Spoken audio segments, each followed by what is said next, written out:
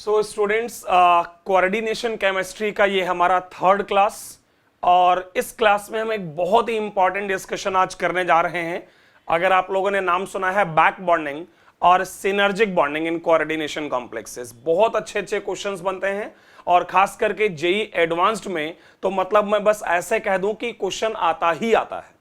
इसलिए एक बड़ा ही इंपॉर्टेंट डिस्कशन जो है आज मैं और आप मिलकर करेंगे and that is synergic bonding और you can say back bonding.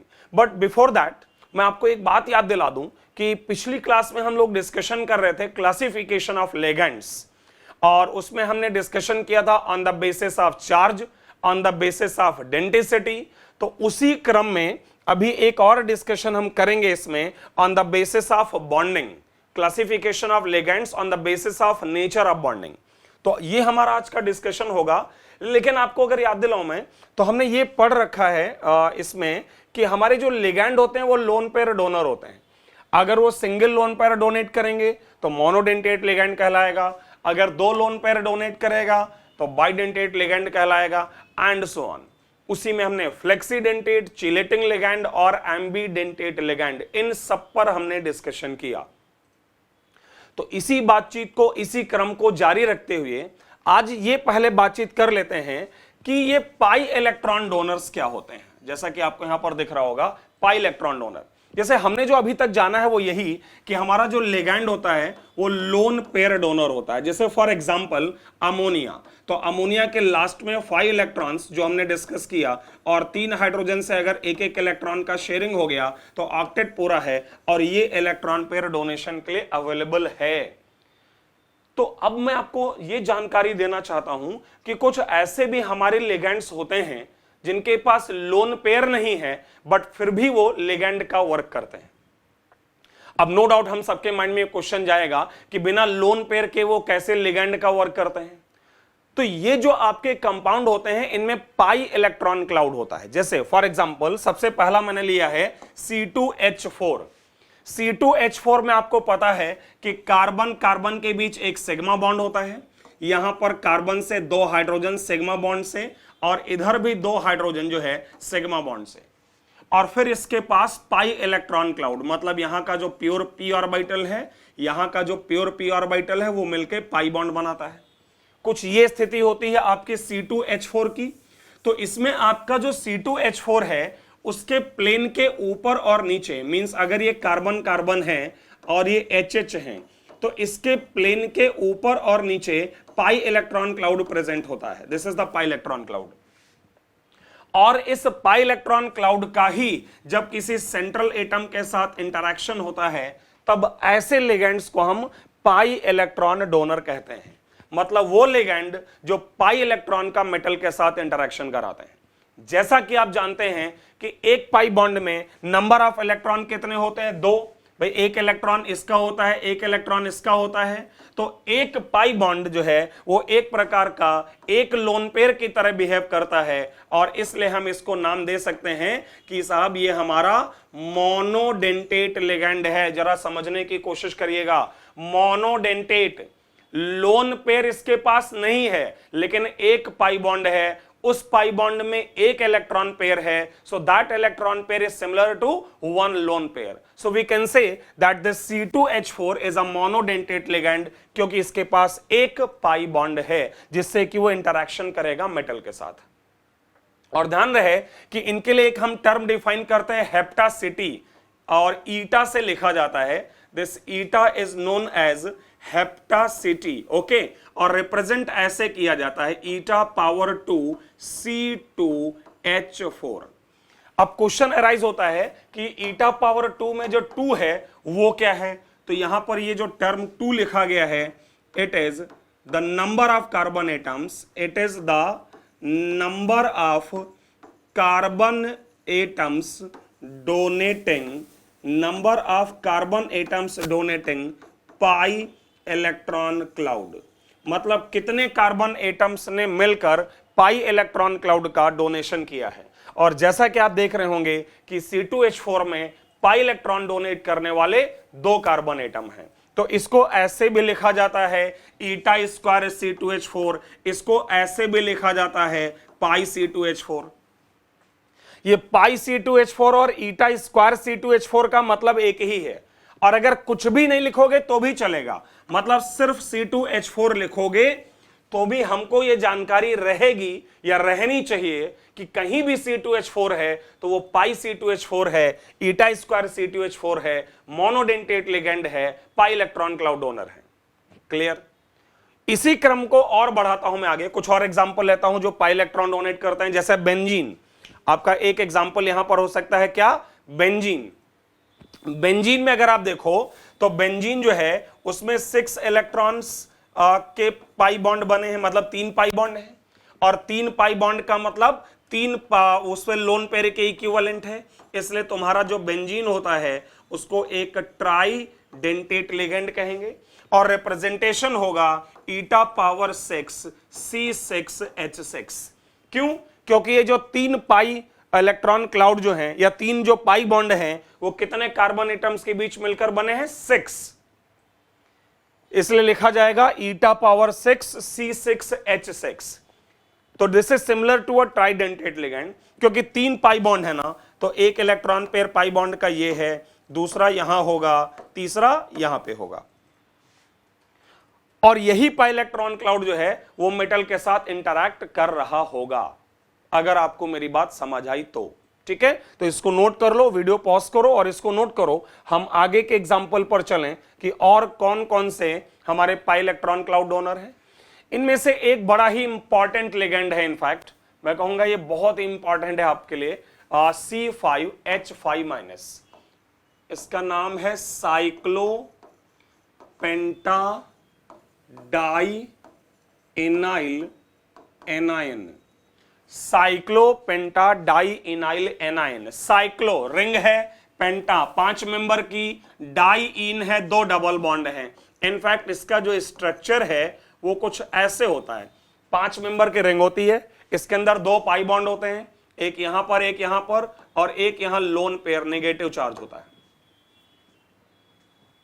Okay, इसका नाम है साइक्लोपेंटा, 5 मेंबर का रिंग, डाई इनाइल, 2 डबल बॉन्ड है इसलिए डाई इन, और एनायन क्योंकि नेगेटिव चार्ज है। मैं आपको यह बताना चाह रहा हूं कि दिस C5H5- 2 तरह से काम कर सकता है। जैसे एक तो इसके पास लोन पेयर है, तो चाहे तो सिर्फ लोन पेयर का डोनेशन मेटल को करे, ऐसे केस में ये तुम्हारा मोनोडेंटेट लिगेंड कहलाएगा। कैसा? मोनोडेंटेट। क्यों? क्योंकि सिर्फ इस लोन पेयर का इस्तेमाल करेगा। उस कंडीशन में इसको सिग्मा बॉन्ड C5H5 लिखा करेंगे, सिग्मा C5H5, मतलब सिग्मा इलेक्ट्रॉन का डोनेशन हो रहा है। और दूसरा ऑप्शन हो सकता है कि यहां पर आपका जो ये साइक्लोपेंटाडाइइनाइल एनायन है वो अपने 2 पाई बॉन्ड और लोन पेयर तीनों का इस्तेमाल करे। देखिए, अगर आप लोग थोड़ा सा एरोमेटिक कंपाउंड्स के बारे में जानते हैं तो ये एक एरोमेटिक कंपाउंड है जिसका इस तरह का कुछ इलेक्ट्रॉन क्लाउड होगा, S-, और यहां पर उस कंडीशन में अगर ये इलेक्ट्रॉन का डोनेशन करे तो अगर आप लोग समझ रहे हो तो फिर इस कंडीशन में ये एक ट्राइडेंटेट लिगेंड होगा। ध्यान से सुनना सारी चीजें। क्यों ट्राइडेंटेट हो जाएगा? क्योंकि देखो 2 पाई बॉन्ड है, 1 pi bond plus 1 pi bond plus lone pair, और आपको पता है कि जो पाई बॉन्ड है this is equivalent to lone pair during donation. तो 2 पाई बॉन्ड 2 लोन पेयर के इक्विवेलेंट हो गया, और 1 लोन पेयर तो था ही, तो इफेक्टिवली इसका जो इलेक्ट्रॉन क्लाउड है वो 6 इलेक्ट्रॉन्स या 3 पेयर के इक्विवेलेंट होगा।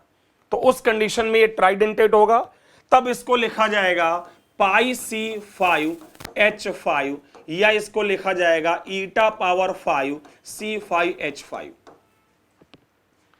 देखिए, इलेक्ट्रॉन भले ही ये 6 डोनेट कर रहा है, ये आपका जो लिगेंड है वो भले ही 6 इलेक्ट्रॉन्स डोनेट कर रहा है, ट्राइडेंटेट है, लेकिन नंबर ऑफ कार्बन एटम जो ऐसा कर रहे हैं उनकी संख्या तो 5 ही है, इसलिए हेप्टासिटी 5 होगा, ईटा पावर 5 C5H5।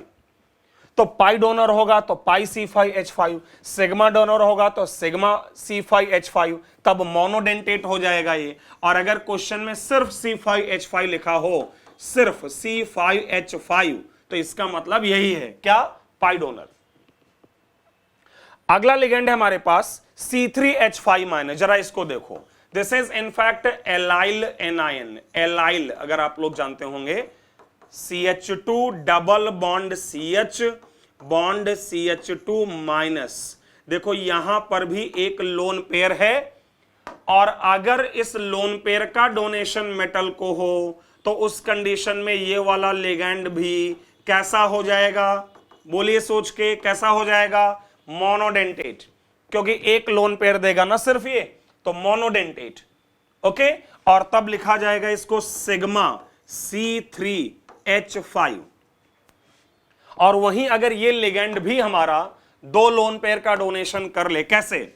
जैसे CH2 का जो पाई बॉन्ड है वो अगर दूसरे लोन पेयर के साथ रेजोनेट हो जाए, जरा समझने की कोशिश करो, ये पाई बॉन्ड और ये नेगेटिव चार्ज रेजोनेंस में है, तो ये ऐसे रेजोनेट हो जाए, तो उस कंडीशन में अगर अपने इस पाई इलेक्ट्रॉन क्लाउड का डोनेशन करता है, मान लो अब अगर ये डोनेशन करता है, तो बताओ इसकी डेंसिटी क्या होगी? सोच के बताइएगा, दिमाग लगा के। अभी हमने बात किया C5H5 को लेकर ना, तो वैसे ही जरा सोच के बता दीजिए कि अगर इस पाई बॉन्ड और लोन पेयर दोनों का इस्तेमाल हुआ तो ये लिगैंड कैसा हो जाएगा? बोलो फटाफट, क्या हो जाएगा? बाइडेंटेट। क्यों?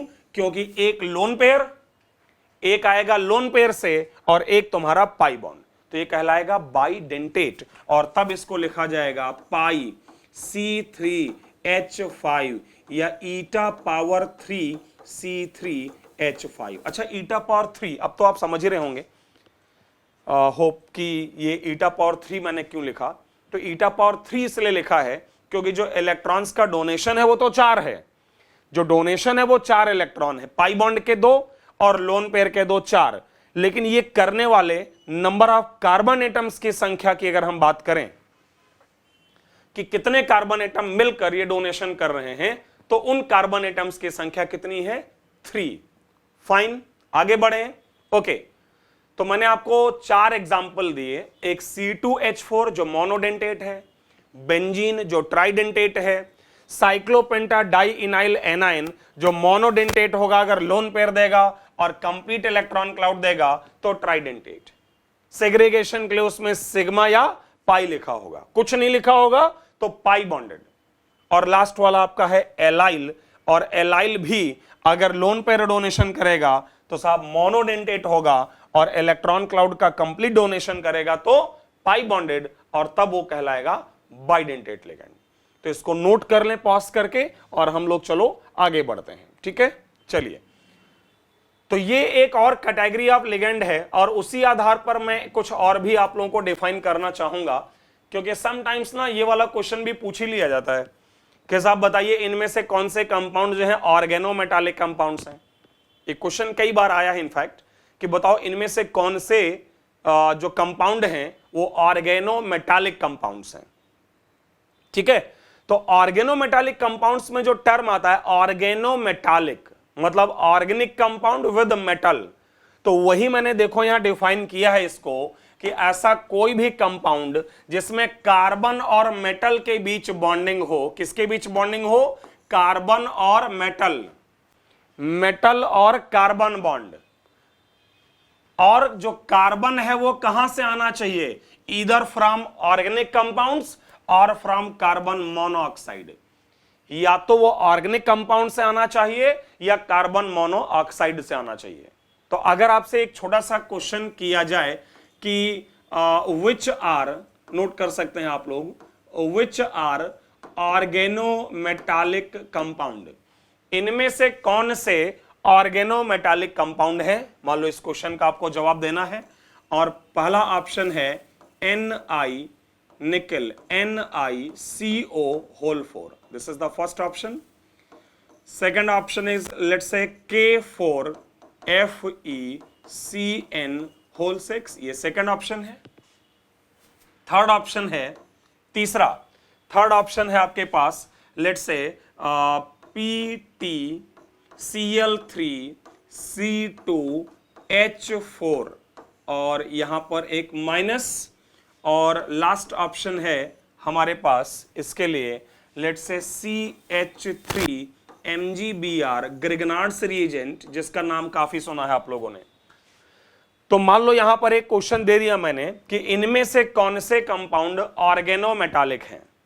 मैंने कहा है ऑर्गेनोमेटालिक कंपाउंड वो कंपाउंड है जिसके के अंदर which possess metal carbon bond, जिसके के अंदर मेटल कार्बन बॉन्ड होगा, and that carbon atom is either from organic compounds और it is from carbon monoxide, या तो वो कार्बन मोनोऑक्साइड का कार्बन हो या ऑर्गेनिक कंपाउंड्स का। तो अगर अब तक आप लोगों ने सोच लिया हो तो आप इसमें ध्यान दीजिएगा कि पहला कंपाउंड ऑर्गेनोमेटालिक है। क्यों है? क्योंकि यहां पर कार्बन और लिगैंड मेटल निकल के साथ अटैच्ड होगा। भाई कार्बन डोनर होगा तो कार्बन और निकल का बॉन्डिंग होगा। नो डाउट यहां भी कार्बन और आयरन के बीच इंटरेक्शन होगा, लिगैंड और मेटल, बट चूंकि जो कार्बन है वो साइनाइड से आता है तो ये ऑर्गेनोमेटालिक कंपाउंड नहीं है। नेक्स्ट C2H4 ऑर्गेनोमेटालिक है, मेटल और लिगैंड का इंटरेक्शन, और आपका जो लिगैंड है वो एक ऑर्गेनिक कंपाउंड है, वहां का कार्बन है। और लास्ट क्वेश्चन में भी ऑर्गेनोमेटालिक है क्योंकि CH3 और मैग्नीशियम का इंटरेक्शन है, और आप जान ही रहे हैं कि CH3 जो है वो एक ऑर्गेनिक कंपाउंड है। तो ऐसे होप कि आपको समझ आया होगा कि ऑर्गेनोमेटालिक कंपाउंड को कैसे आइडेंटिफाई करना है। ऑर्गेनोमेटालिक कंपाउंड हमारे पास दो टाइप के हैं, उनमें से पहला केस है आयनिक ऑर्गेनोमेटालिक, जैसे C5H5 तो इसके अंदर 5 मेंबर की एक रिंग है, ओके, ये माइनस और इसके साथ कैटायन है Na+, नो डाउट एक ऑर्गेनिक कंपाउंड है ये। और ऑर्गेनिक के साथ साथ मतलब मेटल और कार्बन का बॉन्डिंग है, और कैसा बॉन्डिंग है? आयनिक। यहां पर कार्बन और मेटल के बीच कैसा बॉन्ड है? आयनिक। तो ऐसे ऑर्गेनोमेटालिक कंपाउंड को आयनिक ऑर्गेनोमेटालिक कंपाउंड बोला जाएगा। क्रम को अगर मैं आगे बढ़ाऊं, आगे देखते हैं, तो covalent organometallic compound. Covalent organometallic compound में आपको दिख रहा है कि मैंने उसको फर्दर जो है दो पार्ट में डिवाइड कर रखा है। जो कोवैलेंट है उसको फर्दर दो में, सिग्मा बॉन्डेड, मतलब जिसमें मेटल और कार्बन के बीच का जो बॉन्ड है ना वो सिग्मा बॉन्ड है, this is the sigma bond, okay. तो इनको कहते हैं सिग्मा बॉन्डेड ऑर्गेनोमेटालिक कंपाउंड। और दूसरे हैं तुम्हारे पाई बॉन्डेड, इनके बारे में ही आज हम इनफैक्ट चर्चा करने वाले हैं, ध्यान देना। पाई बॉन्डेड का मतलब ये नहीं है कि पाई इलेक्ट्रॉन देने वाले लिगैंड हैं, ये पाई इलेक्ट्रॉन डोनर लिगैंड जरूर है, पाई इलेक्ट्रॉन लिगैंड है, ठीक है, लेकिन इस पाई बॉन्डेड का मतलब ध्यान से समझिएगा। इनफैक्ट अभी इसके आगे मैं वही पढ़ाने वाला हूं।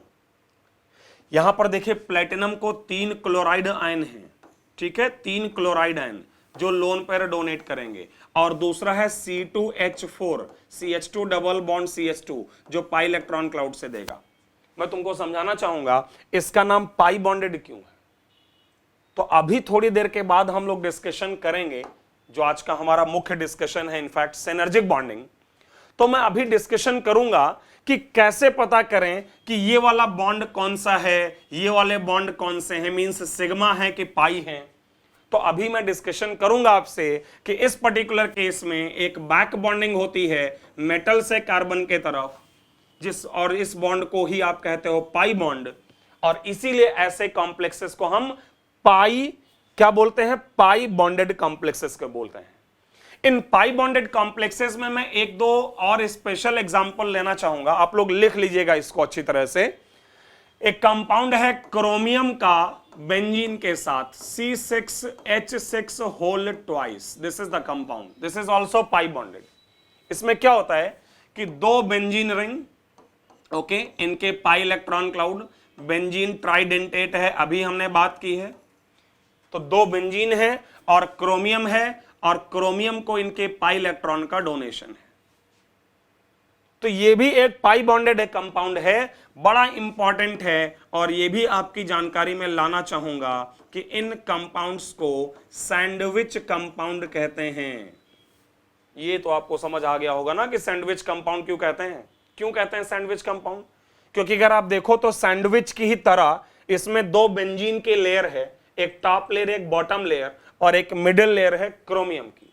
सो such compounds are also known as sandwich compound, okay. Sandwich compound भी पाई बॉन्डेड कॉम्प्लेक्स है, जिस पर चर्चा हम करेंगे अभी।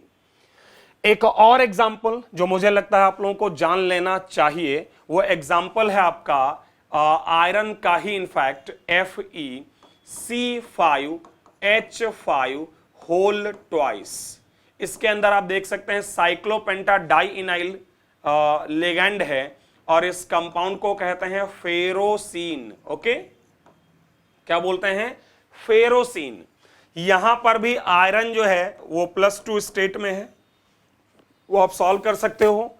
और एक लिगैंड C5H5- इसके सरफेस के ऊपर है और दूसरा C5H5- नीचे है और इन दोनों से इलेक्ट्रॉन का डोनेशन है।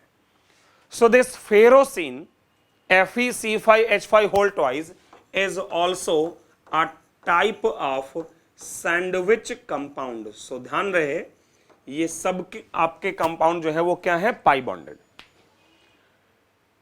तो आपका जो ऑर्गेनोमेटालिक कंपाउंड का सेकंड कैटेगरी था ना, कोवैलेंट ऑर्गेनोमेटालिक कंपाउंड, उसके मैंने दो पार्ट आपको बताए, एक सिग्मा बॉन्डेड और दूसरे पाई बॉन्डेड।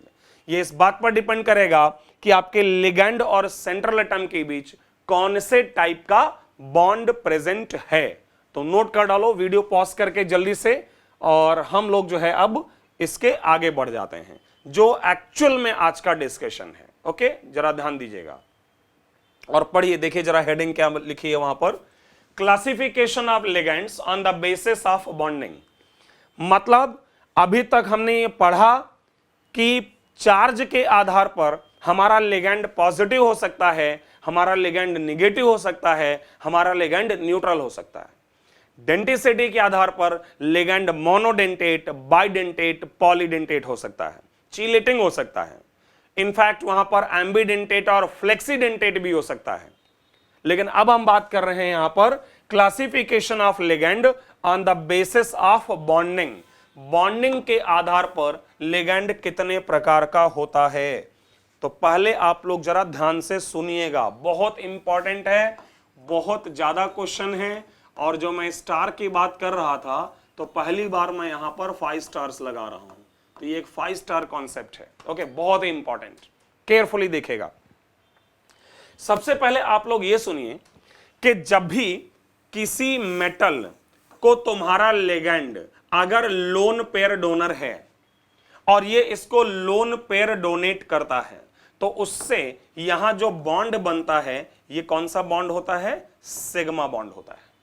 उस कंडीशन में तुम्हारा लिगैंड एक लेविस बेस और तुम्हारा मेटल जो है वो एक लेविस एसिड होता है। लिगैंड जो है वो लेविस बेस और आपका जो मेटल है उसने लोन पेयर लिया है, इसलिए ये एक लेविस एसिड है। पहला कैटेगरी। सेकंड कैटेगरी सुनो जरा। सेकंड कैटेगरी का जो हमारा बॉन्डिंग पॉसिबल है मेटल और लिगैंड के बीच, वो ये है कि तुम्हारा जो मेटल है लिगैंड ने उसको लोन पेयर दिया। ध्यान से सुनते रहिएगा, लिगैंड ने उसको लोन पेयर दिया और ऊपर से बैक बॉन्डिंग कराई। बैक बॉन्डिंग तुम लोगों ने केमिकल बॉन्डिंग टॉपिक में पढ़ी होगी उम्मीद है, बाकी मैं केमिकल बॉन्डिंग में आपको सिखाऊंगा। तो इसने इसको लोन पेयर दिया वापस, तो इसमें एक प्रकार की बैक बॉन्डिंग है, इसको बैक डोनेशन कहते हैं। तो पहला जो बॉन्ड बना वो सिग्मा है, उस दौरान ये डोनर था तो ये लेविस बेस है और ये गेनर है तो ये लेविस एसिड है। लेकिन जब बैक डोनेशन हुआ तो वहां पर बनेगा जो बॉन्ड वो कौन सा बॉन्ड होगा? पाई। ये तो आपको पता है कि दो एटम के बीच बिना मतलब दो सिग्मा नहीं हो सकते और सिग्मा बन के फिर पाई ही बनेगा।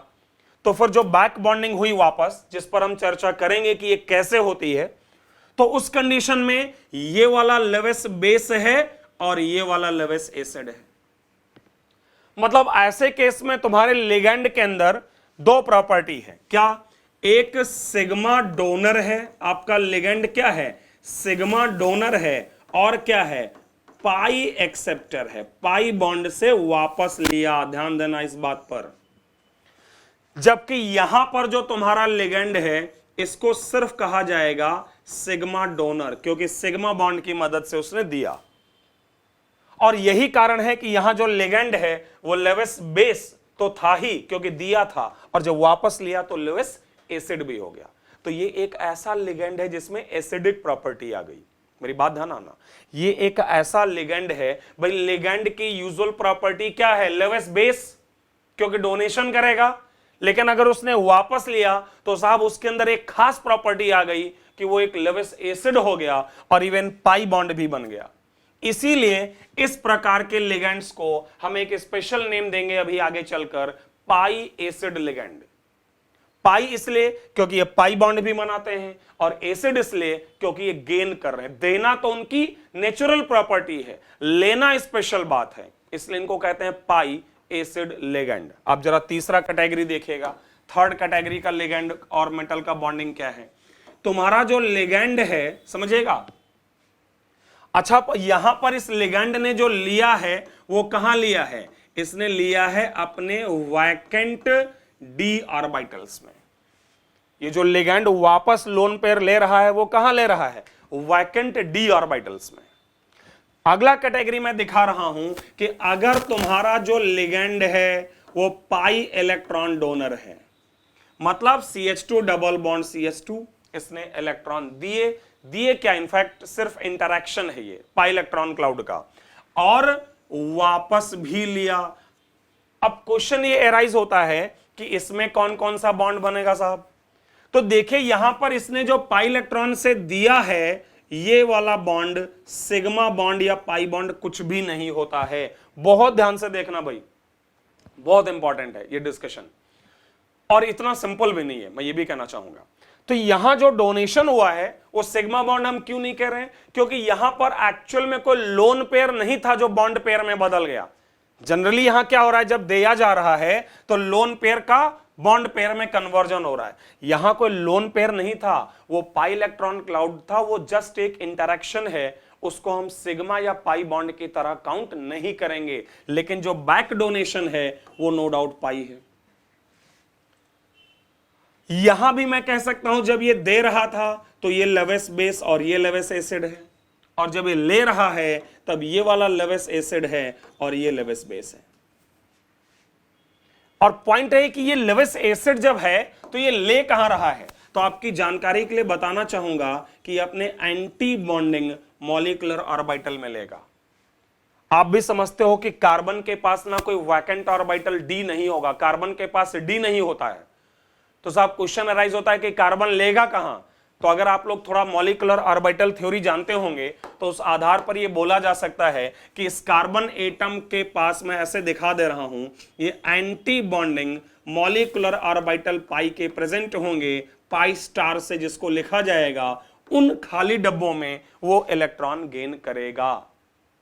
तो मैं दोबारा बोल रहा हूं, एक हमारे वो लिगेंड सिर्फ जो आपका क्या करते हैं, डोनेशन करते हैं, इनको हम लोग नाम देते हैं क्लासिकल डोनर। क्या नाम देते हैं, क्लासिकल डोनर।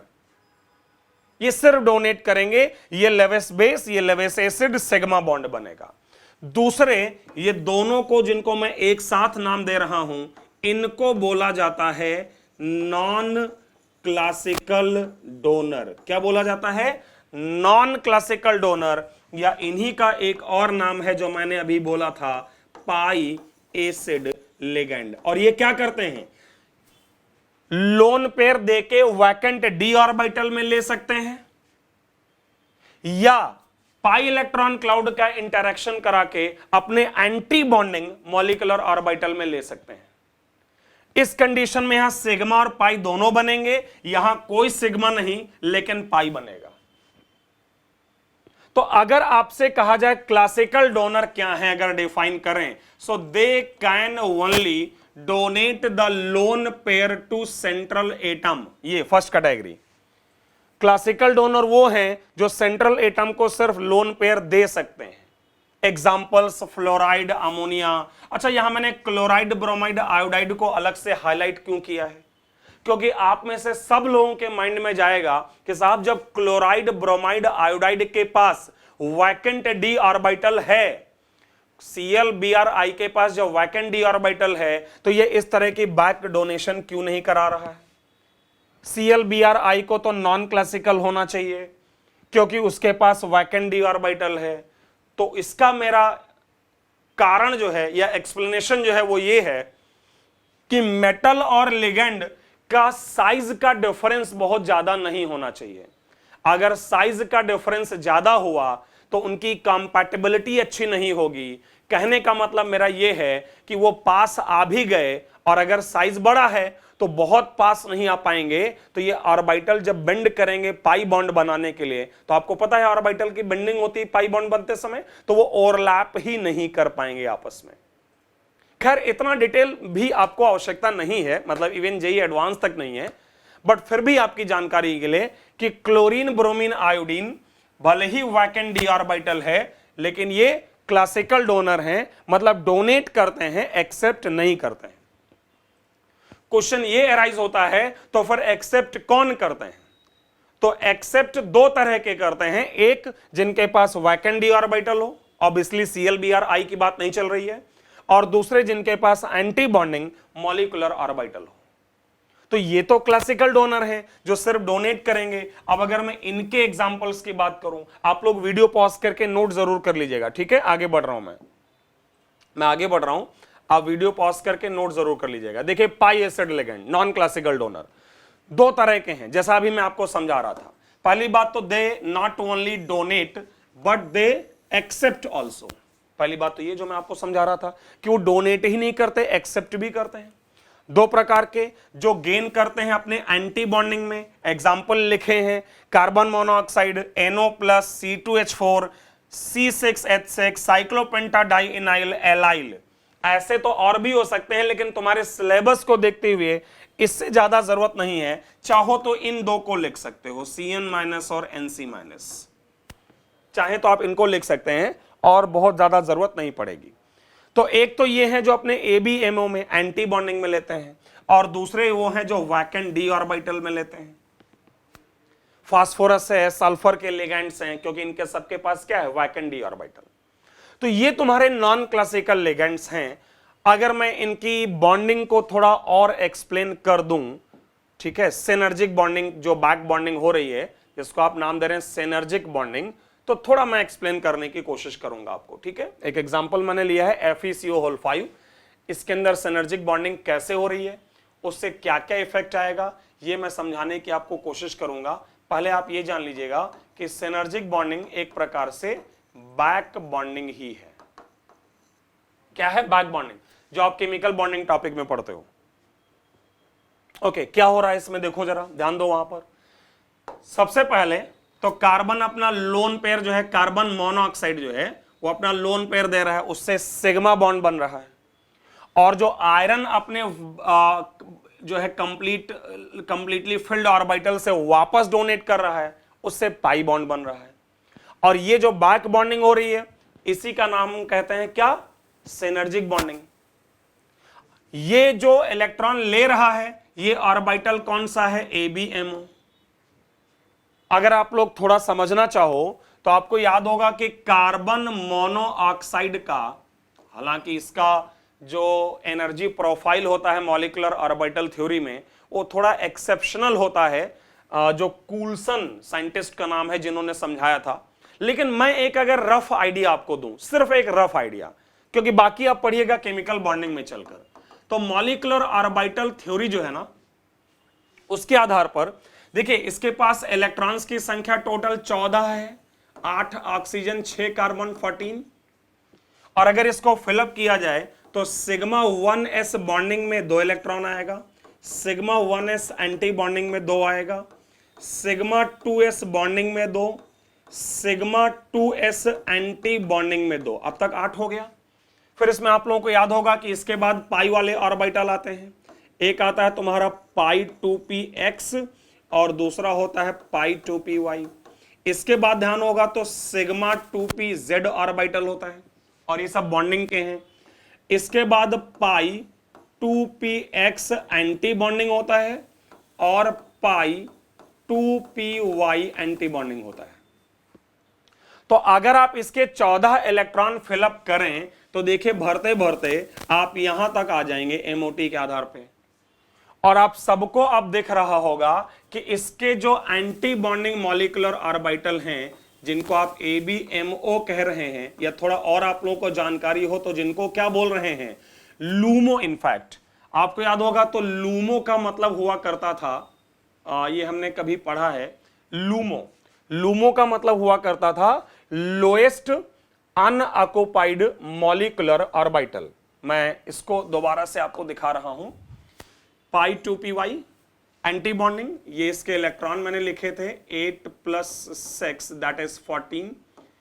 ओके, तो मैं आपको क्या समझा रहा था कि ये जो ऊपर के 2 ऑर्बिटल खाली हैं ये बेसिकली क्या हैं, एंटी बॉन्डिंग मॉलिक्यूलर ऑर्बिटल या LUMO, lowest unoccupied molecular orbital. तो ये आयरन जब इसको सिनर्जिक बॉन्डिंग में वापस देता है तो इसके पास क्या बढ़ते हैं, एंटी बॉन्डिंग मॉलिक्यूलर ऑर्बिटल। इससे क्या होगा, इससे ये होगा कि जो bond order of carbon monoxide है जो कि बराबर होगा इसके bonding minus anti bonding electron by 2। जरा ध्यान दीजिएगा, मैं समझा रहा हूं कि ये सिनर्जिक बॉन्डिंग जब होगी ये लोन पेयर देगा और वैकेंट ऑर्बिटल में लेगा, तो इससे कार्बन मोनोऑक्साइड पे फर्क क्या पड़ेगा, तो फर्क यह पड़ेगा कि जब कार्बन मोनोऑक्साइड अपने एंटी बॉन्डिंग ऑर्बिटल में इलेक्ट्रॉन लेगा तो number of anti bonding electrons बढ़ जाएंगे। और सिंपल सी बात है कि अगर एंटी बॉन्डिंग इलेक्ट्रॉन्स बढ़ जाएंगे तो कार्बन मोनोऑक्साइड का जो बॉन्ड ऑर्डर है वो घट जाएगा। बहुत ध्यान से देखिएगा, ठीक है। मैंने क्या समझाया है, मैंने समझाया है कि आयरन से जो ये वापस ले रहा है तो वो एंटी बॉन्डिंग मॉलिक्यूलर ऑर्बिटल में लेगा, तो एंटी बॉन्डिंग इलेक्ट्रॉन्स का संख्या बढ़ेगा तो कार्बन मोनोऑक्साइड का बॉन्ड ऑर्डर घटेगा। इस बात को थोड़ा और चलो समझाते हैं आपको, ठीक है, इसको नोट कर लीजिएगा। इस बातचीत को मैं थोड़ा और आपको एक्सप्लेन कर रहा हूं, देखते हैं, देखिएगा इफेक्ट्स क्या है। सिनर्जिक बॉन्डिंग जब हो जाएगी तो क्या फर्क पड़ेगा, ठीक है, सिनर्जिक बॉन्डिंग के इफेक्ट्स क्या पड़ेंगे। तो सिनर्जिक बॉन्डिंग के इफेक्ट्स को जानने के लिए आप पहले यहां आ जाइए, ठीक है, इफेक्ट्स ऑफ सिनर्जिक बॉन्डिंग।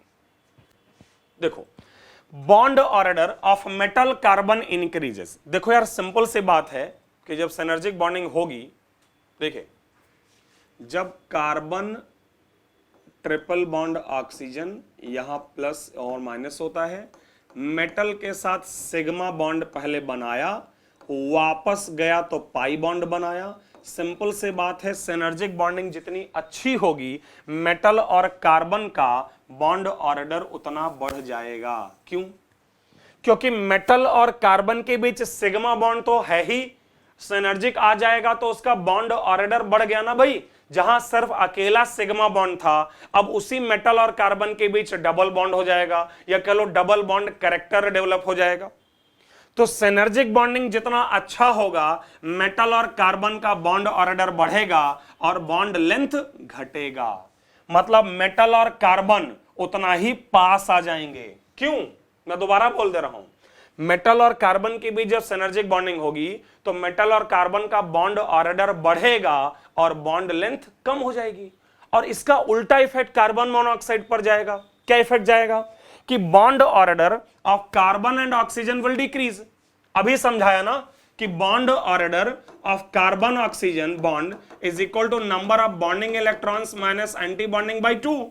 और जब सिनर्जिक बॉन्डिंग वहां होगी तो number of anti bonding electron बढ़ेंगे तो बॉन्ड ऑर्डर कार्बन ऑक्सीजन का घटेगा। और अगर बॉन्ड ऑर्डर घटेगा कार्बन ऑक्सीजन का तो सिंपल सी बात है यार कि बॉन्ड लेंथ बढ़ेगी। तो अगर आपको पूरी बात मेरी समझ आ गई हो, बड़ा ही इंपॉर्टेंट कॉन्सेप्ट है ये, ठीक है। क्या? देखो फिर से बोल रहा हूं, सिनर्जिक बॉन्डिंग अच्छी होगी तो मेटल और कार्बन के बीच मल्टीपल बॉन्ड्स आ जाएंगे, सिग्मा के साथ डबल भी आ जाए, मतलब पाई भी आ जाएगा, डबल हो जाएगा। तो बॉन्ड ऑर्डर मेटल कार्बन का बढ़ेगा तो दूरी घटेगी, कार्बन ऑक्सीजन का बॉन्ड ऑर्डर घटेगा तो बॉन्ड लेंथ बढ़ेगा। और एक चीज और मैंने बोली है, सिनर्जिक बॉन्डिंग का एक इफेक्ट और लिखा है मैंने पीछे, stretching vibrational frequency of carbon monoxide is inversely proportional to synergic bonding. पहले तो आप ये समझ लो स्ट्रेचिंग मतलब क्या है। स्ट्रेचिंग का मतलब है कि कार्बन ऑक्सीजन का जो बॉन्ड है ना, ये तो आप भी समझते हो कि ये बॉन्ड जो है वाइब्रेट करता है इस तरह से। भाई अगर कार्बन ऑक्सीजन के बीच बॉन्ड है तो ये स्ट्रेचिंग होती है, मतलब इलास्टिसिटी होती है बॉन्ड में। और इस प्रक्रिया के लिए एनर्जी चाहिए, इस प्रक्रिया के लिए एनर्जी चाहिए। और आप जानते हो एनर्जी और फ्रीक्वेंसी डायरेक्टली प्रोपोर्शनल है। एनर्जी और जो फ्रीक्वेंसी है वो डायरेक्टली प्रोपोर्शनल है। तो जब सिनर्जिक बॉन्डिंग होगी और कार्बन ऑक्सीजन का बॉन्ड ऑर्डर घटेगा और बॉन्ड लेंथ बढ़ेगा, समझो बात को, जब सिनर्जिक बॉन्डिंग होगी और कार्बन ऑक्सीजन का बॉन्ड ऑर्डर घटेगा, मतलब जहां ट्रिपल बॉन्ड था अब वो ट्रिपल बॉन्ड से थोड़ा कम हो जाएगा, जहां पहले ट्रिपल बॉन्ड था अब वो ट्रिपल बॉन्ड से कम हो गया, तो फिर उसको स्ट्रेच करना आसान हो जाएगा। स्ट्रेचिंग आसान होगी तो रिक्वायरमेंट ऑफ एनर्जी कम हो जाएगी, मतलब फ्रीक्वेंसी कम हो जाएगी। इसलिए यहां पर लिखा है कि stretching vibrational frequency of carbon monoxide is inversely proportional to synergic bonding. जितना ज्यादा सिनर्जिक बॉन्डिंग उतना कम बॉन्ड ऑर्डर, उतनी कम रिक्वायरमेंट एनर्जी की स्ट्रेचिंग के लिए, उतना कम रिक्वायरमेंट फ्रीक्वेंसी की। तो ये सारा जो है इफेक्ट्स ऑफ सिनर्जिक बॉन्डिंग है जो हम लोग बात कर रहे थे। लेकिन अब क्वेश्चन ये अराइज होता है न्यूमेरिकल्स की तरफ या प्रॉब्लम्स की तरफ जाने से पहले कि साहब अगर कोई दो क्वेश्चन हमको दिया हुआ है या दो कंपाउंड दिया हुआ है तो उन दोनों कंपाउंड्स में एक कैसे पता किया जाए कि किस कंपाउंड के अंदर सिनर्जिक बॉन्डिंग स्ट्रांग है या किस कंपाउंड के अंदर सिनर्जिक बॉन्डिंग वीक है, इस बात को कैसे पता करें। तो उस डायरेक्शन में बढ़ने से पहले मैं एक बार दोबारा बोल दे रहा हूं भाई, आप लोग फिर से सुन लो कि आपका जो सिनर्जिक बॉन्डिंग है वो जितना ज्यादा होगा मेटल और कार्बन उतना पास आएंगे, उनका बॉन्ड ऑर्डर बढ़ेगा, उनका बॉन्ड लेंथ घटेगा, और कार्बन और ऑक्सीजन बॉन्ड ऑर्डर उतना कम हो जाएगा और बॉन्ड लेंथ उतनी बढ़ जाएगी। इस बात का ख्याल रखिएगा। अब आते हैं कि कैसे जो है कंपेयर किया जाए। अगर बातचीत करें, आप नोट कर लेना वीडियो पॉज करके, कंपेयर अगर करें सिनर्जिक बॉन्डिंग को तो ये कंपैरिजन कैसे किया जाएगा कि साहब किसमें सिनर्जिक बॉन्डिंग कम और किसमें सिनर्जिक बॉन्डिंग ज्यादा है। सबसे पहले आप लोग ये बात सुन लो, ये आपको पता भी है वैसे कि अगर कोई मेटल सिनर्जिक बॉन्डिंग में जाता है और मेटल जो है, ध्यान देना, मेटल जो है लिगैंड को वापस इलेक्ट्रॉन डोनेट करता है, तो सिंपल सी रिक्वायरमेंट ये है कि इसका गुड इलेक्ट्रॉन डोनेशन पावर होना चाहिए। मतलब जो तुम्हारा मेटल है उसकी electron donate, good electron donation, मतलब जो आपका मेटल है उसकी इलेक्ट्रॉन डोनेशन की पावर अच्छी होनी चाहिए। भाई इलेक्ट्रॉन खींचने के लिए, सिग्मा इलेक्ट्रॉन लेने के लिए उसकी ताकत ज्यादा होनी चाहिए इलेक्ट्रॉन लेने की, लेकिन वापस सिनर्जिक बॉन्डिंग पाई बॉन्ड बनाने के लिए उसकी पाई इलेक्ट्रॉन डोनेशन पावर अच्छी होनी चाहिए। भाई आसानी से देगा, जब लिगैंड को आसानी से देगा तभी तो सिनर्जिक बॉन्ड बनेगा। तो इसलिए यहां पर रूल देखे लिखा है कि synergic bonding is inversely proportional to Z effective of central atom. मतलब जो तुम्हारा सेंट्रल एटम है उसका जेड इफेक्टिव जितना कम हो, इफेक्टिव न्यूक्लियर चार्ज जिसको आप कहते हैं। इफेक्टिव न्यूक्लियर चार्ज मतलब एक प्रकार से इलेक्ट्रोनेगेटिविटी ही है कि इसकी इलेक्ट्रोनेगेटिविटी जितनी कम होगी उतना अच्छा होगा। आराम से दिमाग में बिठा लो, ठीक है, आराम से सोच लीजिए कि अगर मेटल को इलेक्ट्रॉन देना है तो मेटल की इलेक्ट्रोनेगेटिविटी को घटाना पड़ेगा तभी तो वो देगा, और उसकी इलेक्ट्रोनेगेटिविटी घटाने के लिए उसका जेड इफेक्टिव कम हो। तो रूल ये है कि मेटल का जेड इफेक्टिव जितना कम उसका डोनेशन पावर अच्छा, जेड इफेक्टिव अच्छा। अब फिर से अब क्वेश्चन अराइज होता है कि हम जेड इफेक्टिव कैसे कंपेयर करेंगे। देखिए काफी चीजें लिंक्ड हैं, तो इसलिए बहुत केयरफुली मतलब मैं तो ये कहूंगा कि इस वीडियो को आप 2 बार जरूर देखें एटलीस्ट, ठीक है, क्योंकि तभी आपके दिमाग में सारी चीजें बैठेंगी, या बार बार सुनिएगा क्योंकि कई चीजें आपस में लिंक्ड हैं, नहीं तो आपको कंफ्यूजन हो जाएगा, ठीक है। इसलिए केयरफुली बहुत अच्छे से सुनते रहें। आगे भी जो मैं बोल रहा हूं जेड इफेक्टिव कैसे कंपेयर करेंगे। Z effective is directly proportional to positive charge and inversely proportional to negative charge. ये सीक्वेंस है, ये ध्यान रखिएगा, ये सीक्वेंस रूल है। मतलब जब भी जेड इफेक्टिव कंपेयर करना हो तो सीक्वेंशियली पहले ये रूल लगाना फिर ये रूल लगाना। जैसे मुझसे अगर तुम कहोगे कि बताओ कोबाल्ट प्लस और आयरन में जेड इफेक्टिव किसका ज्यादा, तो सिंपली कोबाल्ट प्लस। मैं ज्यादा दिमाग ही नहीं लगाऊंगा, जिस एटम पर जितना पॉजिटिव चार्ज उसका जेड इफेक्टिव ज्यादा। भाई पॉजिटिव चार्ज होगा तो इलेक्ट्रॉन छीनने की ताकत ज्यादा होगी। और अगर आप मुझसे कहोगे कि मैग्नीज माइनस और क्रोमियम में जेड इफेक्टिव किसका ज्यादा, तो मैं कहूंगा सिंपली क्रोमियम, क्योंकि नेगेटिव चार्ज आएगा तो आपके इलेक्ट्रॉन खींचने की ताकत या जेड इफेक्टिव जिसे आप कहते हैं वो घट जाएगा। तो जितना ज्यादा पॉजिटिव चार्ज उतना ज्यादा जेड इफेक्टिव, और जितना ज्यादा नेगेटिव चार्ज उतना कम जेड इफेक्टिव। तो सीक्वेंस में पहले आप क्या चेक करिएगा, चार्ज, और सेकंड नंबर पर depends on position of periodic table.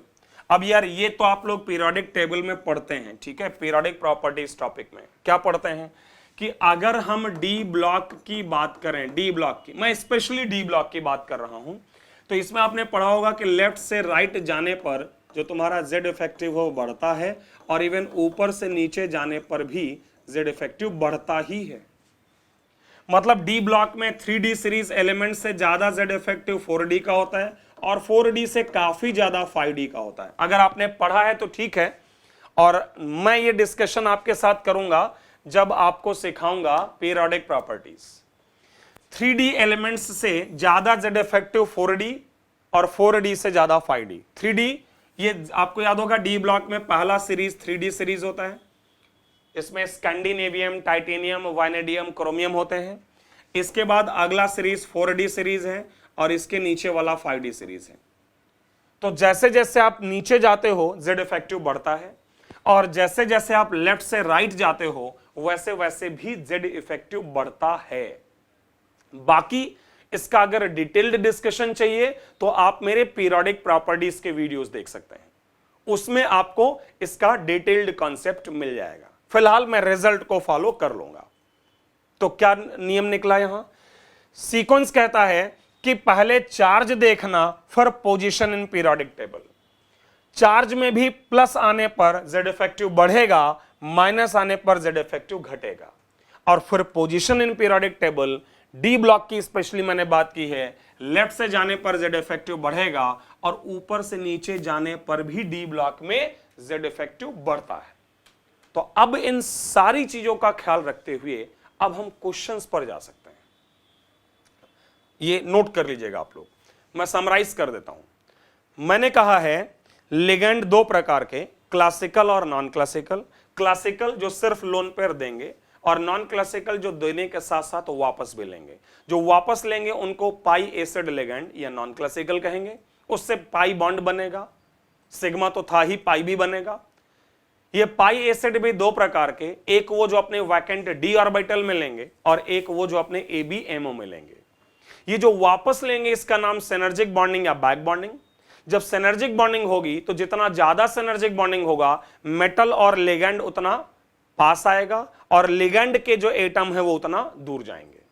Synergic bonding compare कैसे करें, तो पहले आप ये कह लो कि मेटल का डोनेशन पावर अच्छा हो, मेटल आसानी से देगा सिनर्जिक बॉन्डिंग, तभी तो अच्छी होगी।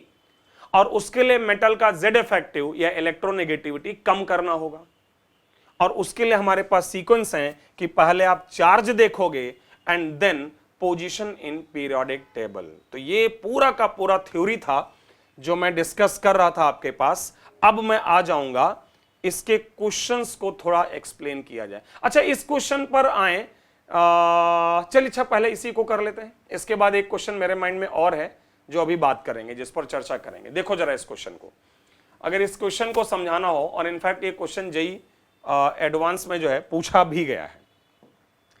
क्वेश्चन है predict the carbon oxygen bond length in FeCO5, और दिया हुआ है कि carbon oxygen bond length in carbon monoxide is 1.128 angstrom.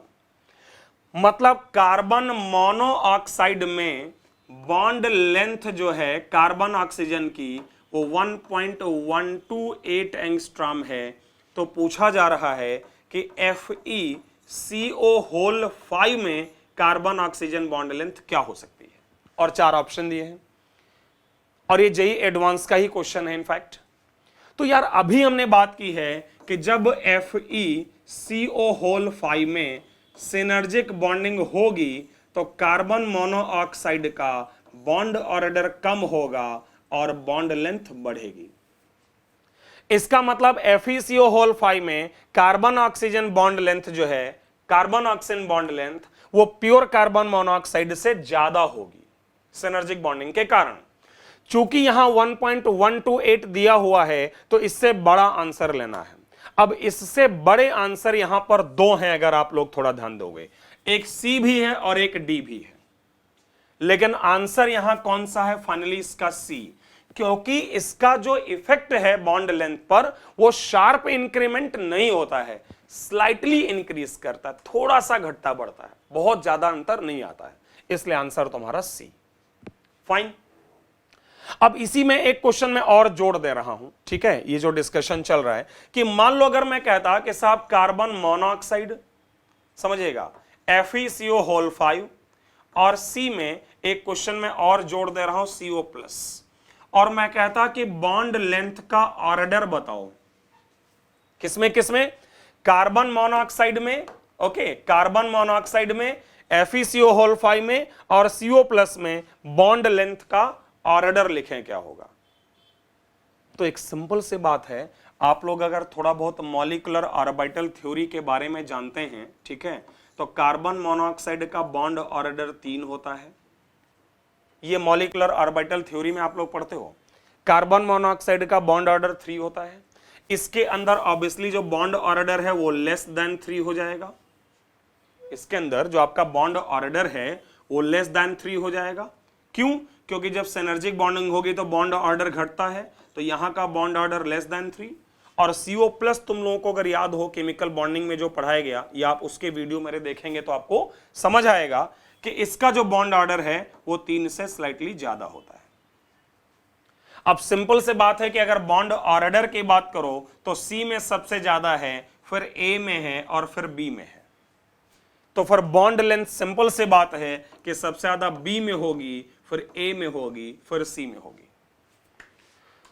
तो ये एक क्वेश्चन है, ऑल्दो जेई एडवांस में ये क्वेश्चन आया है, लेकिन मुझे लगता है कि अब ये क्वेश्चन जेई मेन या नीट लेवल पर है, मतलब बहुत मुश्किल क्वेश्चन नहीं था और आप कर सकते थे आसानी से, तो इसको नोट कर लेना। और अब मैं चाहूंगा कि अगला क्वेश्चन जो है वो आप लोग ट्राई करें, आपको मैं समय देता हूं, ये क्वेश्चंस स्पेशली जेई एडवांस के लिए हैं, ठीक है, तो मैं आपको समय देता हूं, इस क्वेश्चन को आप सॉल्व करें, और मेरे हिसाब से 3 मिनट्स, ओके, 3 मिनट बहुत है। वीडियो को पॉज कर दो और फटाफट जो है इसको सॉल्व कर डालो, और उसके बाद आप मेरा सॉल्यूशन देख सकते हैं जो मैं बोलने जा रहा हूं। क्वेश्चन में आपको यह पूछा गया है कि साहब कार्बन मोनोऑक्साइड का बॉन्ड लेंथ कंपेयर करो। देखो इसमें पहला जो कंपाउंड तुम्हें दिया हुआ है, this compound is FeCO5, this is the first compound. Second compound is CrCO6, the third compound is MnCO6, और यहां पर चार्ज है प्लस। और डी की बात करें, चौथा ऑप्शन, तो वैनेडियम है VCO6 और इस पर चार्ज है -1। देखिए बॉन्ड लेंथ कंपेयर करने के लिए सबसे पहले सिनर्जिक बॉन्डिंग की स्ट्रेंथ कंपेयर करनी पड़ेगी, और सिनर्जिक बॉन्डिंग की स्ट्रेंथ भी कंपेयर करने के लिए सबसे पहले जो इसमें मेटल प्रेजेंट है उसका Z इफेक्टिव, और Z इफेक्टिव कंपेयर करने के लिए सबसे पहले क्या देखोगे? मेटल का चार्ज। जैसे अगर आपसे मैं ये कहूं कि क्या आप बता पाएंगे कि यहां पर जो आपका मान लो ये वैनेडियम वाला है, कि वैनेडियम पर चार्ज कितना है, तो ऑक्सीडेशन नंबर निकालिए। यहां पर आप क्या करेंगे? ऑक्सीडेशन नंबर निकालेंगे कि भाई वैनेडियम का ऑक्सीडेशन नंबर अगर X है, मान लो वैनेडियम का जो ऑक्सीडेशन नंबर है वो मान लेते हैं कि X है। कार्बन मोनोऑक्साइड न्यूट्रल होता है 0 बराबर उस पर प्रेजेंट चार्ज, तो यहां से आपको वैनेडियम की प्राइमरी वैलेंसी या ऑक्सीडेशन नंबर क्या मिला? -1। तो अगर मैं यहां पर primary valency of central atom लिखूं, primary valency of central atom जिसको ऑक्सीडेशन नंबर भी कहते हो, तो ऐसे ही चेक करो, तो यहां 0 है, यहां 0 है, यहां +1 और यहां -1। तो यार बड़ी सिंपल से बात है कि Z इफेक्टिव आपके कॉम्प्लेक्स C में सबसे ज्यादा है, क्योंकि पॉजिटिव चार्ज आने से Z इफेक्टिव बढ़ता है। और D की अगर बात करें तो D में जो Z इफेक्टिव है वो सबसे कम है, क्योंकि वहां नेगेटिव चार्ज है, और नेगेटिव चार्ज आने से Z इफेक्टिव घटता है। तो C का Z इफेक्टिव सबसे ज्यादा, D का Z इफेक्टिव सबसे कम, और इन दोनों को चेक करना है तो पीरियोडिक टेबल। और आपको पता है कि पीरियोडिक टेबल में क्रोमियम लेफ्ट में होता है, फिर मैग्नीज आता है, और उसके बाद आयरन, और लेफ्ट से राइट जाने पर Z इफेक्टिव क्या होता है? अभी बात हुई हमारी, Z इफेक्टिव बढ़ता है, और अगर ये बढ़ेगा साहब तो आप कह सकते हो कि ए का जेड इफेक्टिव बी से ज्यादा है। और एक बार यार तुम्हें जेड इफेक्टिव का ऑर्डर मिला ना तो सिनर्जिक बॉन्डिंग का ऑर्डर आ जाएगा। सिनर्जिक बॉन्डिंग क्या सबका ऑर्डर आ जाएगा। उल्टा कैसे, आपको पता है कि जिसका जेड इफेक्टिव ज्यादा होगा उसमें सिनर्जिक बॉन्डिंग कम होगी, तो सिनर्जिक बॉन्डिंग का सीक्वेंस ये, और जिसमें सिनर्जिक बॉन्डिंग ज्यादा होगी, बाकी तो आप पीछे से देख लो, तो उसमें bond length of carbon oxygen उतनी ही ज्यादा होगी। क्यों? क्योंकि जितना ज्यादा सिनर्जिक बॉन्डिंग होगी, जितना ज्यादा सिनर्जिक बॉन्डिंग होगी उतना कार्बन ऑक्सीजन का बॉन्ड ऑर्डर कम हो जाएगा। Bond order of carbon oxygen जिसमें सिनर्जिक बॉन्डिंग ज्यादा है उसमें कार्बन ऑक्सीजन का बॉन्ड ऑर्डर कम और बॉन्ड लेंथ ज्यादा है। तो ये सारे क्वेश्चंस इसी पैटर्न पर आप कर सकते हैं, मतलब आपने किया भी होगा, आप नोट कर लीजिएगा पॉज करके, आपने किया भी होगा। अगर मैं बात करूं यहां पर इसकी अगले एग्जांपल की, compare carbon oxygen bond length, तो मैं चाहूंगा इसको मैं एक्सप्लेन करूं। बहुत अच्छे क्वेश्चंस हैं, मतलब अगर जेईई एडवांस की बात करूं तो शायद उससे भी हायर लेवल के क्वेश्चंस हैं। जनरली आज तक नहीं पूछे गए हैं ये सब क्वेश्चंस, ठीक है, लेकिन बहुत अच्छे हैं। एक छोटी सी बात समझिएगा, आपसे पूछा गया है कि इसमें और इसमें, ये अलग क्वेश्चन है, वो अलग क्वेश्चन, ये एक अलग क्वेश्चन है। पूछा गया है कि इस कंपाउंड 1 में और कंपाउंड 2 में कार्बन ऑक्सीजन बॉन्ड लेंथ का सीक्वेंस क्या है। देखो पहले क्वेश्चन में nickel tetra carbonyl, no doubt synergic bonding होगी निकल से कार्बन के तरफ, और आपका दूसरा कंपाउंड है NiCO होल थ्राइस PF3, यहां भी सिनर्जिक बॉन्डिंग होगी, कहां से कहां, निकल से कार्बन मोनोऑक्साइड भी और PF3 भी। अंतर क्या है इन दोनों में, क्या डिफरेंस देखा आपको? डिफरेंस ये दिखा कि यहां सिनर्जिक बॉन्डिंग निकल से कार्बन मोनोऑक्साइड है और यहां सिनर्जिक बॉन्डिंग कार्बन मोनोऑक्साइड में भी और PF3 में भी है। अगर आपसे कोई क्वेश्चन करे कि साहब कार्बन मोनोऑक्साइड और PF3 में, कार्बन मोनोऑक्साइड और PF3 में कौन बेहतर सिग्मा डोनर है और कौन बेहतर पाई एक्सेप्टर है, ये सारा डिस्कशन सिर्फ और सिर्फ जेईई एडवांस के लिए है, मैं आपको बता दूं।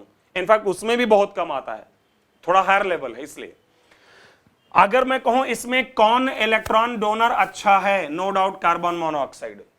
कार्बन मोनोऑक्साइड मेटल को ज्यादा अच्छे से इलेक्ट्रॉन देगा, क्योंकि फास्फोरस अपने लोन पेयर को बढ़िया से डोनेट नहीं करेगा, क्योंकि फास्फोरस के लोन पेयर स्टेबल हैं, क्योंकि फास्फोरस के पास वैकेंट डी ऑर्बिटल है। तो अगर सिग्मा डोनेशन की बात करें तो कार्बन मोनोऑक्साइड का डोनेशन पावर बेहतर होगा देन PF3।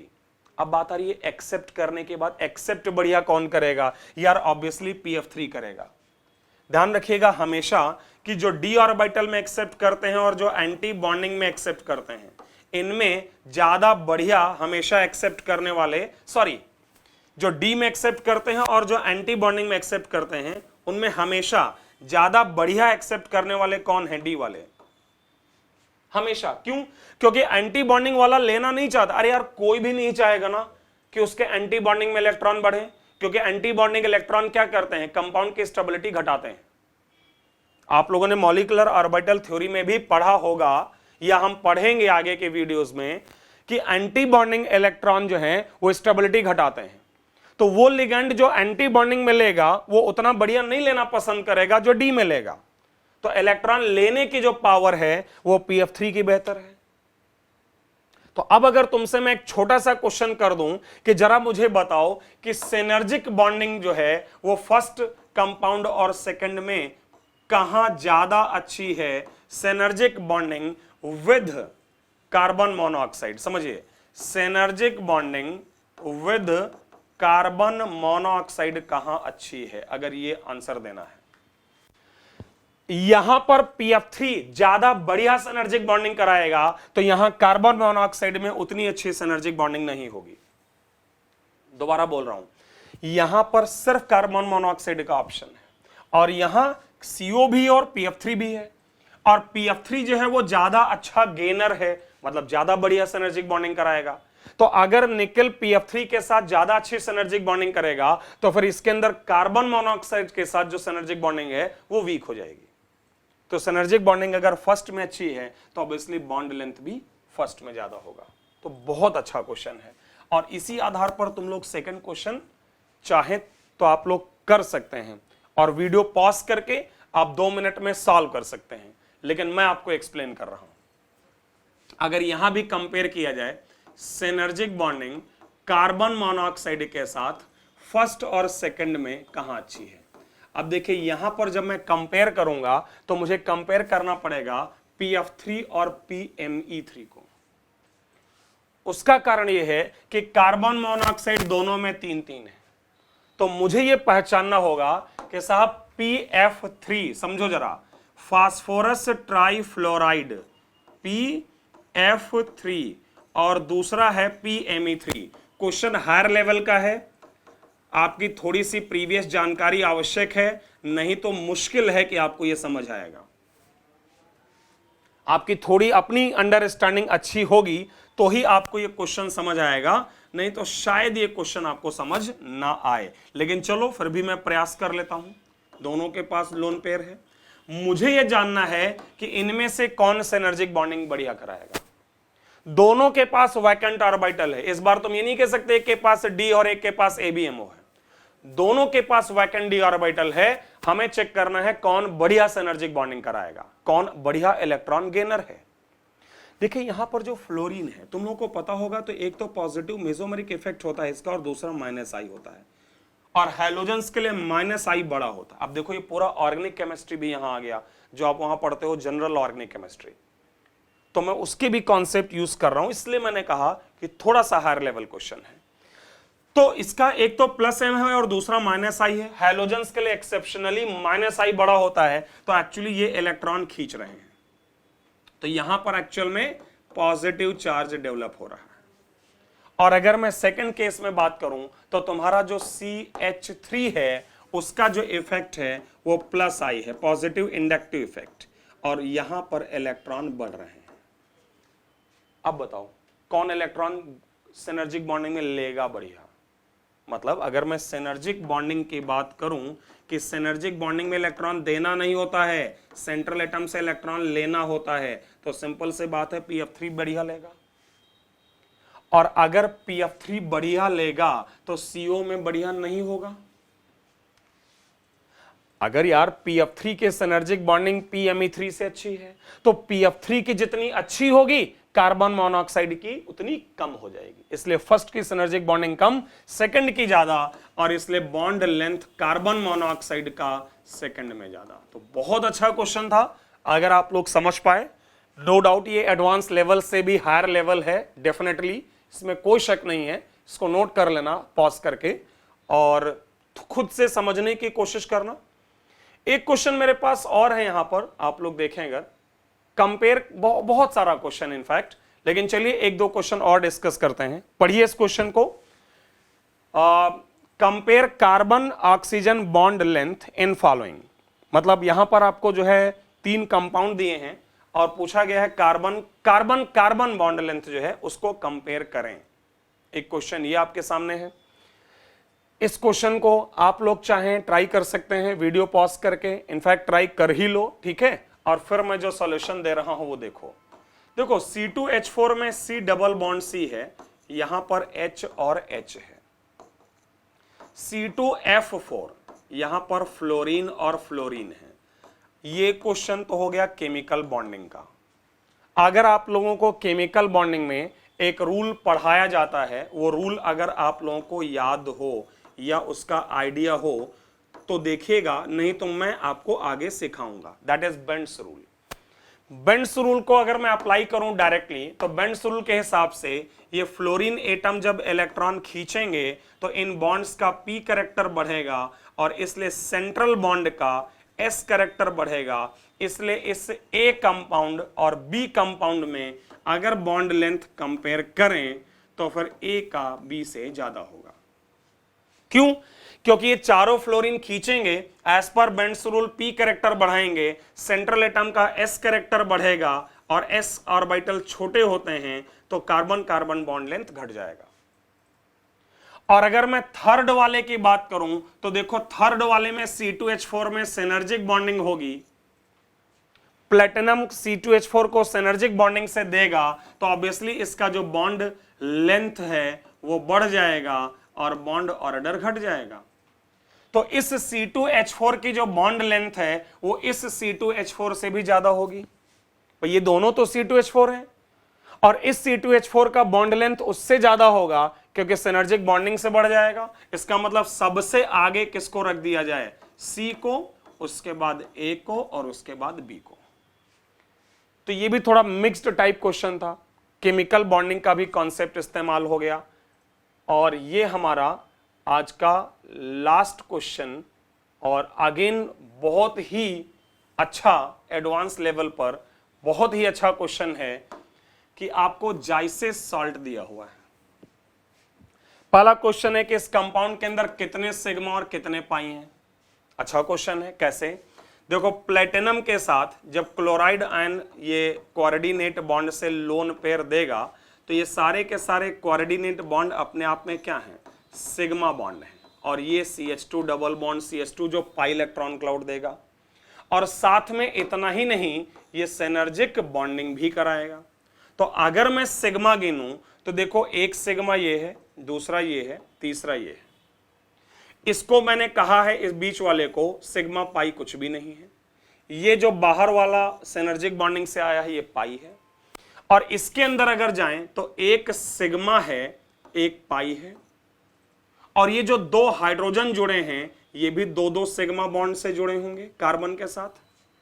तो अब अगर आप ध्यान दो तो सिग्मा बॉन्ड हो गया 1 2 3, यहां दो हाइड्रोजन के दो, यहां दो हाइड्रोजन के दो 4 और एक सेंट्रल वाला 5 और 3 ये 8।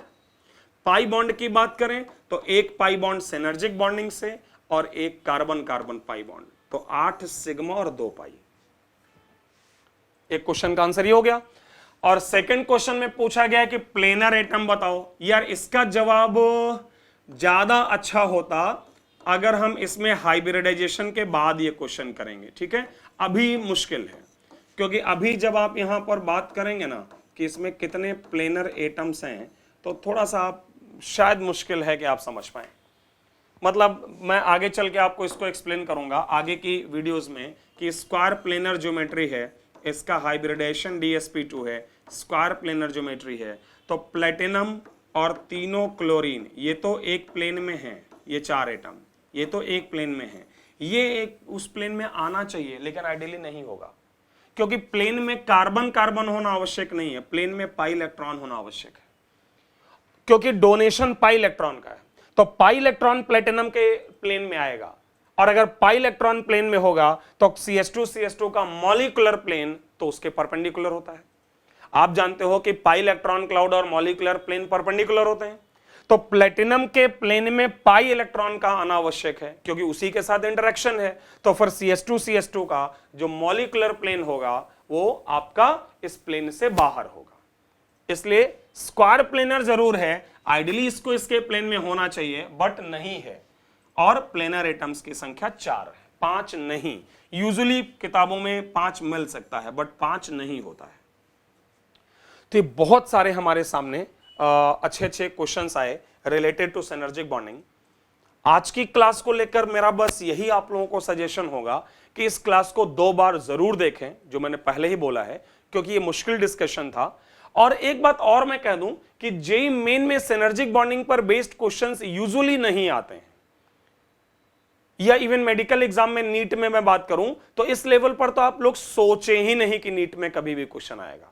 सिर्फ ये एडवांस लेवल के ही क्वेश्चंस थे जो आज हम डिस्कशन कर रहे थे। तो इसको पढ़ें, पढ़ते रहें, रिवाइज करते रहें और फिर इसके आगे जो हम बातचीत करेंगे वर्नर्स कोऑर्डिनेशन थ्योरी को लेकर वो नेक्स्ट क्लास में। Thank you.